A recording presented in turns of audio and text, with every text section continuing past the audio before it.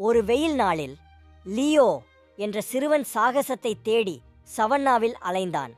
அவர் ஆராய்ந்து கொண்டிருந்த போது அவர் அட்லஸ் என்ற கம்பீரமான சிங்கத்துடன் நேருக்கு நேர் வந்தார்.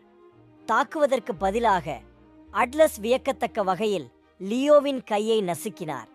அந்த தருணத்திலிருந்து லியோவும் அட்லஸும் பிரிக்க முடியாத நண்பர்களாகி ஒன்றாக காடுகளை ஆராய்ந்தனர்.